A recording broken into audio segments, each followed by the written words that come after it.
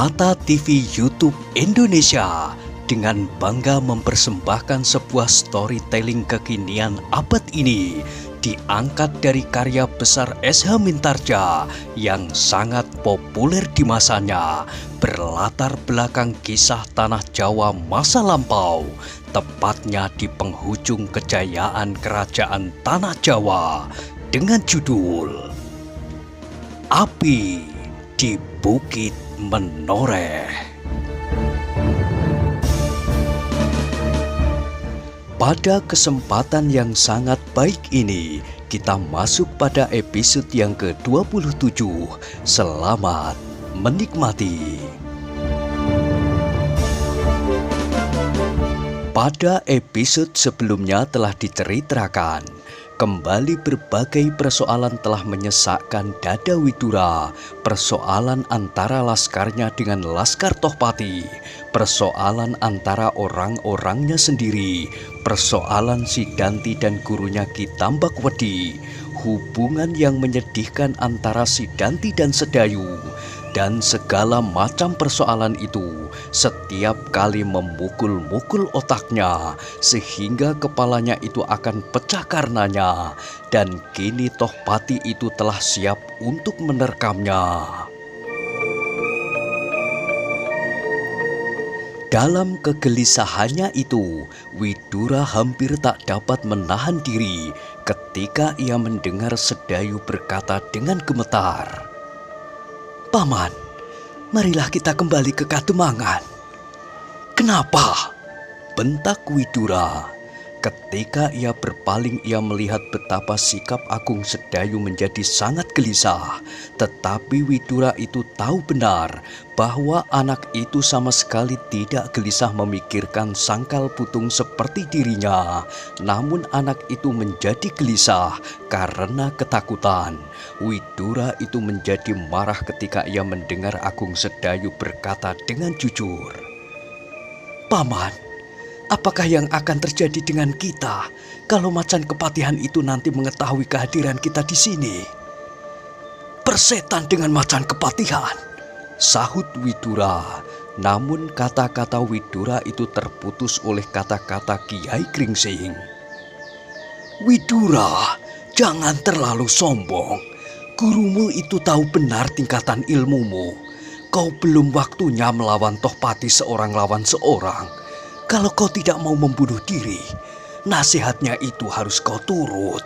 Sikap berhati-hati itulah yang akan membawamu ke jalan keselamatan." "Aku bukan pengecut," teriak Widura. "Aku akan berkeliling Kademangan sekali lagi. Aku akan memperingatkan setiap gardu peronda bahwa bahaya berada di ujung hidung mereka." Dada Sedayu itu menjadi semakin bergetar. Pamannya akan mengadakan pengamatan sekali lagi atas gardu-gardu peronda. Bukankah dengan demikian kemungkinannya untuk bertemu dengan Tohpati itu semakin besar? Di sudut-sudut desa, di perapatan-perapatan di tengah sawah, atau di tikungan-tikungan yang sepi. Namun ia melihat bahwa pamannya menjadi marah kepadanya. Karena itu betapa Agung Sedayu mengeluh di dalam hatinya. Yang kemudian terdengar adalah kata-kata Kiai Gringsing sambil tertawa. "Hei, kau benar-benar berani, Widura. Seperti kau berani menentang maut melawan Ki Tambakwedi." Tiba-tiba pandangan mata Widura itu pun terbanting di atas rerumputan liar di bawah kakinya. Teringatlah ia kepada pertolongan yang pernah diberikan oleh Kiai Gringsing malam kemarin. Kini orang yang menolongnya itu memperingatkannya supaya ia tidak melawan Tohpati itu seorang lawan seorang. Karena itu ia menyesal atas kekasarannya. Maka katanya sambil menganggukkan kepalanya, "Maafkan aku, Kiai." "Eh?" sahut Kiai Gringsing. "Kenapa kepada aku? Seharusnya kau minta maaf kepada gurumu itu." Sekali lagi Widura mengumpat di dalam hatinya, namun katanya, "Ya, ya, aku akan minta maaf kepadanya." "Bagus," berkata Kiai Gringsing. "Kau harus selalu menuruti nasihat gurumu. Di rumah, gurumu pasti akan memberimu beberapa petunjuk. Mungkin tentang persiapan Tohpati itu, mungkin tentang hal yang lain. Namun adalah perlu kau dengar seandainya gurumu itu memerintahkan kepadamu untuk mempersiapkan diri seluruh pasukan. Bukan seorang Widura yang sombong. Serangan itu tidak terlalu lama akan terjadi. Tetapi Tohpati itu tak akan berbuat apa-apa malam ini. Nah, selamat malam. Aku tidak sempat bermain-main malam ini. Besok aku akan nonton perlombaan yang kau adakan." Dada Widura berdesir mendengar kata-kata Kiai Gringsing itu. Namun ia tidak dapat mendapat kesempatan lagi untuk menanyakan sesuatu. Karena Kiai Gringsing itu kemudian melangkah pergi dengan langkah seenaknya, meninggalkan Widura dan Agung Sedayu yang terpaku di tempatnya. Tetapi tergoreslah di dalam jantungnya peristiwa-peristiwa yang pasti akan mengguncangkan lagi kehidupan Sangkal Putung. Besok atau lusa Tohpati akan menyerangnya kembali. Apa yang dikatakan oleh Kiai Gringsing itu tidak lebih dan tidak kurang dari suatu peringatan kepadanya dan pemberitahuan tentang persiapan-persiapan yang dilakukan oleh Tohpati. Namun ia tidak perlu mencemaskan hari besok. Kata-kata orang bertopeng itu bahwa besok ia akan menonton perlombaan yang akan diadakannya telah agak memberinya ketenangan, meskipun ia tidak dapat menggantungkan nasibnya kepada orang itu. Mudah-mudahan ia masih berhasil menghimpun kekuatan Sangkal Putung yang setidak-tidaknya masih seperti pada saat perlawanannya dahulu ketika Tohpati menyerangnya. Mudah-mudahan tenaga Sidanti masih dapat dipergunakannya sebaik-baiknya. Tetapi bagaimana dengan besok lusa, 3 hari, 4 hari, dan lebih-lebih 5 hari lagi? Bagaimanakah nasib Sangkal Putung apabila Tohpati menyerang tepat pada saat Ki Tambak Wedi menuntutnya? Widura menggeleng-gelengkan kepalanya ketika terlintas di dalam benaknya harapan bahwa Kiai Gringsing akan menolongnya kembali apabila Ki Tambak Wedi akan membunuhnya. "Tidak," katanya dalam hati. "Aku tidak akan memperhitungkan setiap pertolongan yang belum pasti akan datang. Aku harus memperhitungkan kekuatan sendiri," katanya pula. Bahkan kemudian timbullah di dalam benaknya suatu pikiran untuk mengirimkan utusan ke Pajang. Keadaan Sangkal Putung benar-benar gawat. Biarlah salah seorang perwira yang terpercaya akan datang untuk melawan Tohpati, lebih-lebih Ki Tambak Wedi. Gumamnya, apabila besok aku belum menemukan cara lain, biarlah seseorang mengharap kedatangan Ki Gede Pemanahan sendiri menyelesaikan persoalan Ki Tambak Wedi atau bekas perwira Naramanggala Demak, Guru Loring Pasar. Widura menarik nafas dalam-dalam. Itulah keputusannya untuk sementara. Ketika ia memandang wajah Sedayu, timbullah kembali kejengkelannya terhadap anak itu. Apabila anak itu memiliki keberanian, mereka berdua pasti akan dapat membunuh Tohpati meskipun dengan perjuangan yang berat.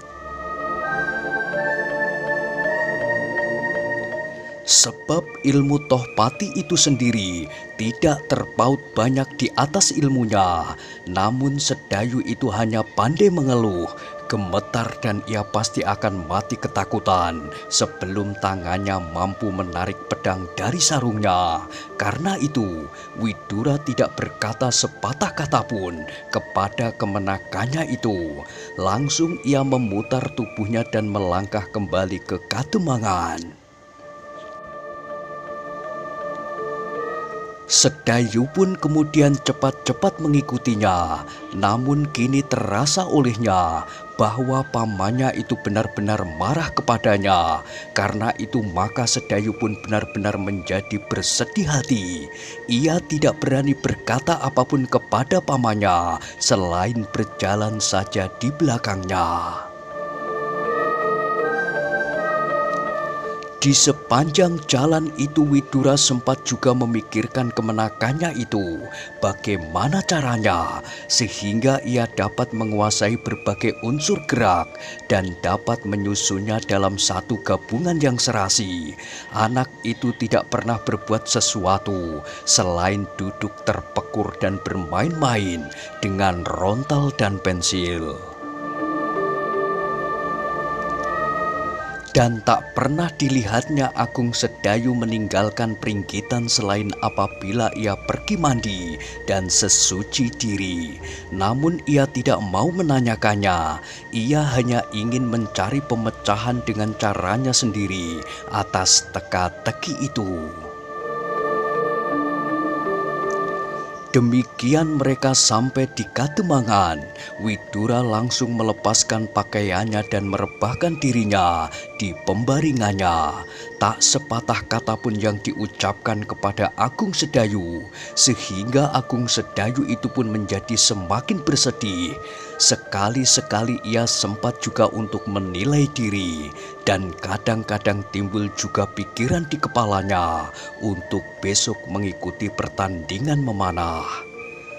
"Paman marah karena aku tak ikut serta," katanya di dalam hati.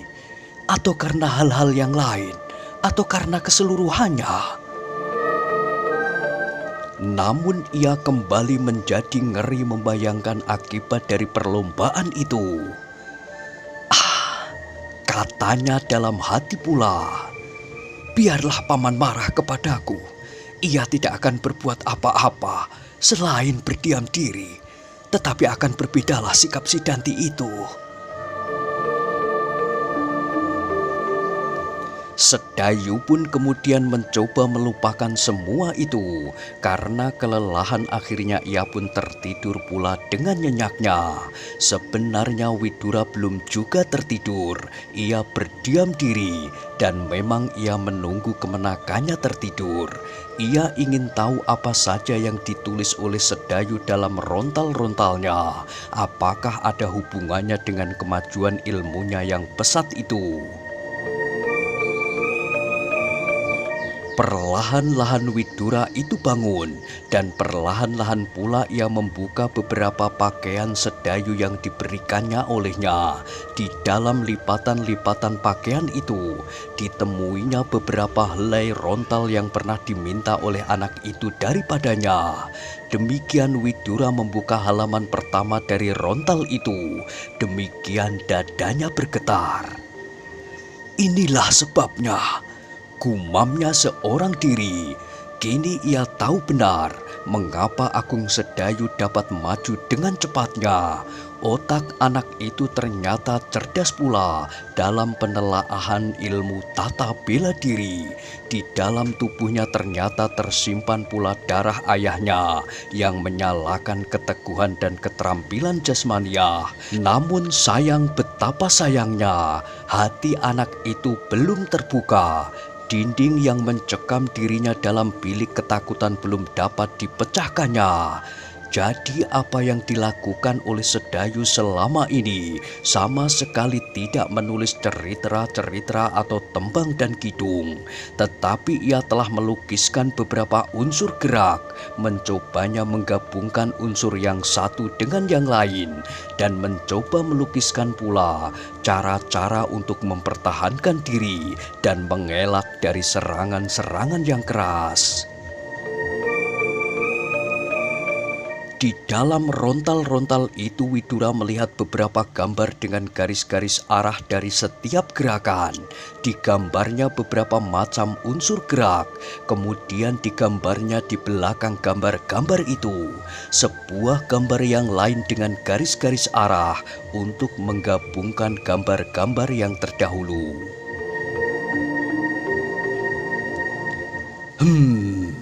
Widura menarik nafas dalam-dalam. Ternyata anak ini melatih diri dengan angan-angannya selain latihan-latihan yang kami adakan di Gunung Gowok. Itulah sebabnya aku sering melihat unsur-unsur gerak yang tak aku ketahui dari mana dipelajarinya.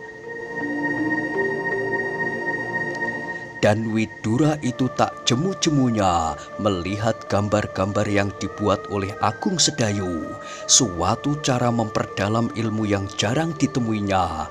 Namun ternyata Agung Sedayu pandai juga menggambar. Gambar-gambar yang dibuatnya ternyata sedemikian jelas, sikap, gerak dan tujuan-tujuan dari setiap gerakan, sekaligus cara-cara untuk menghindarkannya. Tetapi suatu hal yang tak dapat dilakukan oleh Agung Sedayu, yaitu melatih untuk percaya pada kekuatan dan ilmunya. Betapapun Agung Sedayu mengalami kemajuan yang pesat, namun ilmu itu seakan-akan pohon yang subur, namun tak berbuah. Tiba-tiba timbullah pikiran di dalam benak Widura, katanya dalam hati,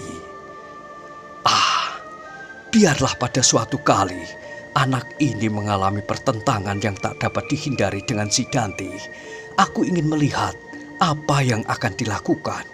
Tetapi apabila sekali Agung Sedayu sempat mengayunkan tangan atau kakinya, maka untuk melawan si Danti itu pun Agung Sedayu akan dapat bertahan beberapa lama sampai saatnya aku memisahkannya. Namun dengan demikian, setidak-tidaknya perkelahian itu akan berkesan bahwa keduanya memiliki ilmu yang seimbang. Ternyata gerak dan cara bertahan anak ini mengagumkan juga. Apabila demikian, seterusnya Agung Sedayu akan menjadi seorang yang jantan dan berani.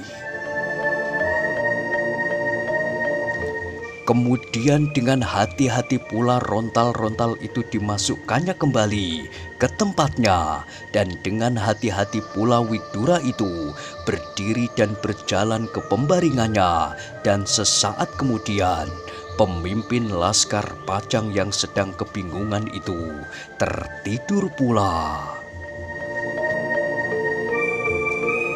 Malam yang tinggal sepotong itu berjalan dengan tenangnya.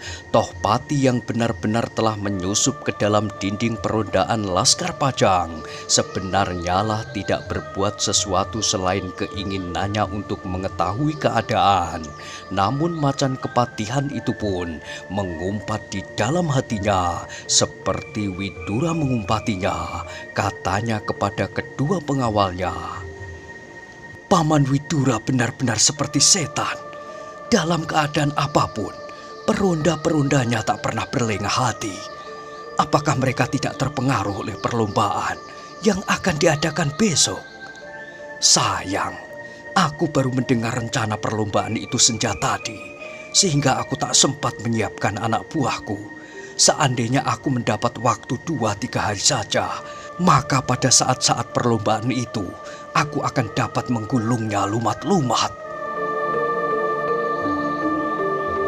Kedua pengawalnya tak dapat menjawab lain daripada menganggukkan kepala mereka, sebab dengan mata kepala mereka sendiri melihat dari kejauhan kesiagaan Laskar Pajang yang sedang bertugas di gardu-gardu peronda.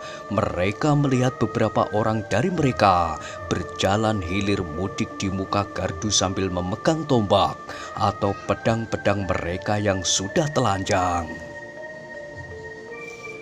Tetapi berkata Tohpati kemudian kepada pengawalnya, mudah-mudahan setelah perlombaan itu berakhir, Laskar Sangkal Putung masih tenggelam dalam suasana itu, sehingga meskipun sedikit mereka melupakan tugas-tugas mereka sehari-hari. Mudah-mudahan mereka tidak mencium gerakanku kali ini, seperti beberapa waktu yang lalu, sehingga aku menjumpai kegagalan yang menyedihkan. Persiapan kita akan sangat mudah sekali diketahui orang, sehingga petugas-petugas Sandi Pajang segera menciumnya, berkata salah seorang pengawalnya. Kita akan meninggalkan cara-cara yang pernah kita lakukan, jawab Tohpati. Aku akan membawa kalian dan orang-orang kita masuk ke dalam hutan. Semua kekuatan yang terpencar harus kita tarik. Semuanya akan berkumpul di dalam hutan yang akan aku tentukan. Dan dari sanalah kita akan bergerak.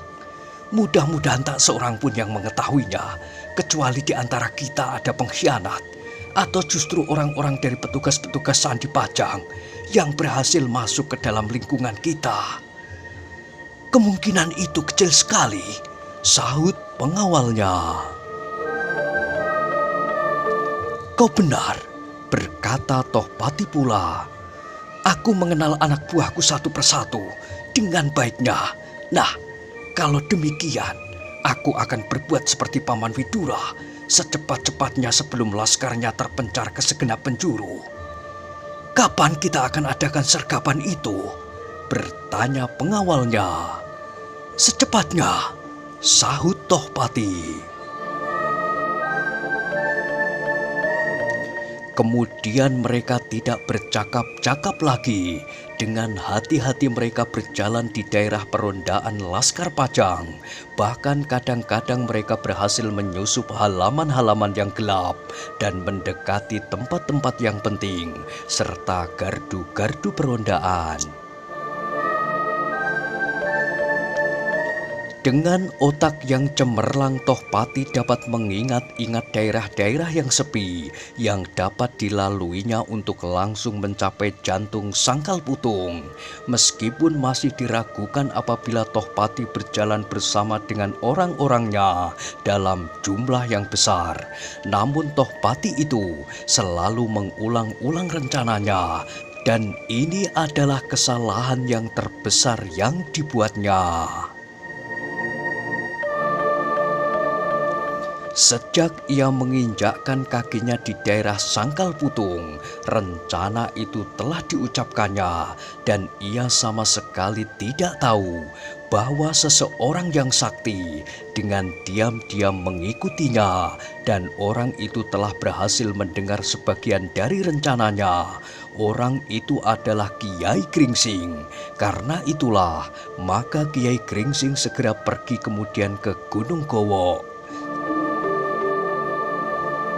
Ia takut apabila Widura dan Sedayu berada di sana, dan kemudian Tohpati itu pun berjalan ke sana pula. Untunglah mereka tidak saling berpapasan. Apabila demikian, maka pertempuran tak dapat dihindarkan.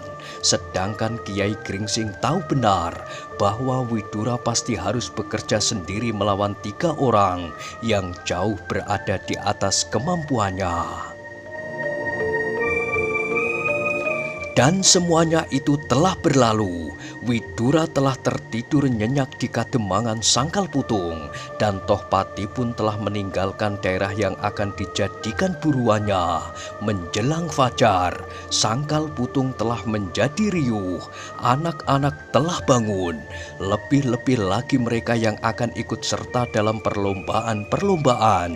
Mereka mengenakan pakaian mereka yang sebaik-baiknya, menghias senjata mereka dengan warna-warna yang beraneka. Bagi mereka yang akan mengikuti sodoran, tidak saja pakaian mereka sendiri yang mereka hias dengan berbagai keloncer-keloncer kain beraneka warna, namun kuda-kuda mereka pun mereka hias sebaik-baiknya. Ujung-ujung tombak mereka yang terbuat dari bola-bola kayu itu pun mereka hiasi dengan pita-pita berwarna. Ada pula di antara mereka yang membuat kalung-kalung dari rangkaian-rangkaian bunga, melati, menur, dan sebagainya. Mereka kalungkan rangkaian bunga itu di lehernya, di leher kuda-kuda mereka, dan pada senjata-senjata mereka. Demikianlah hari itu Sangkal Putung ditandai dengan kesibukan yang luar biasa. Hampir segenap penduduk Sangkal Putung tumplek-blek mengunjungi lapangan di muka Banjar Desa. Mereka ingin menyaksikan anak-anak mereka, adik-adik mereka, atau suami-suami mereka yang ikut serta dalam perlombaan-perlombaan itu. Ternyata hari itu merupakan hari yang sangat menggembirakan. Namun apabila ada di antara mereka yang mendengar bahwa semalam Macan Kepatihan telah mengunjungi Kademangan itu, mungkin suasananya akan jauh berbeda. Tetapi ternyata Widura mengetahuinya. Karena itu justru ia telah memperkuat setiap sudut Kademangan. Dilengkapinya gardu-gardu peronda itu dengan kuda-kuda yang kuat, dan diperintahkannya untuk mengadakan perondaan keliling dengan kuda-kuda itu. Jangan seorang atau dua orang, pesannya kepada anak buahnya. Pergilah berempat, pergunakan kuda yang sebaik-baiknya, dan bawalah tanda-tanda bahaya yang dapat kau bunyikan setiap saat dan di setiap tempat.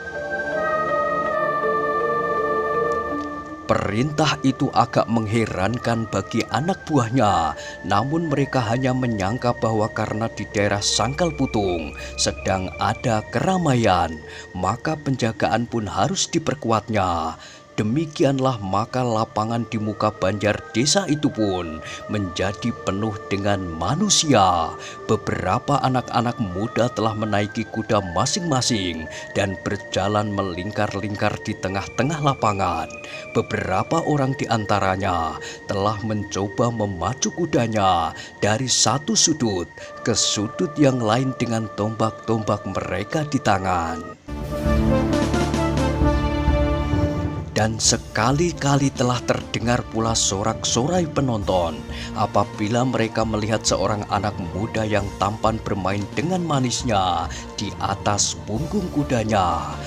Tepuk tangan penonton itu pun seakan-akan meledak ketika mereka melihat Suwandaru masuk ke dalam lapangan dengan tombak di tangan, bumbung panah di lambung kudanya, dan sebuah busur yang besar menyilang di punggungnya. Demikian ia memasuki lapangan. Di sendalnya kendali kuda putihnya, dan kuda itu pun segera nyirik, berjalan miring dengan manisnya. Memang Suwandaru itu benar-benar dapat menguasai kudanya. Sekali lagi ia menarik kekang kudanya sambil menyentuh perut kuda itu, dan kuda itu pun segera nyongklang berlari keliling lapangan. Laskar Widura yang akan mengikuti perlombaan itu telah hadir pula. Namun bagi mereka perlombaan yang boleh diikuti hanyalah perlombaan memanah. Meskipun demikian, untuk melepaskan kejemuan mereka, banyak juga di antara mereka yang mengikutinya. Widura pun kemudian hadir pula di lapangan itu bersama-sama dengan Ki Demang Sangkal Putung. Di belakang mereka berjalan Sedayu dengan kepala tunduk.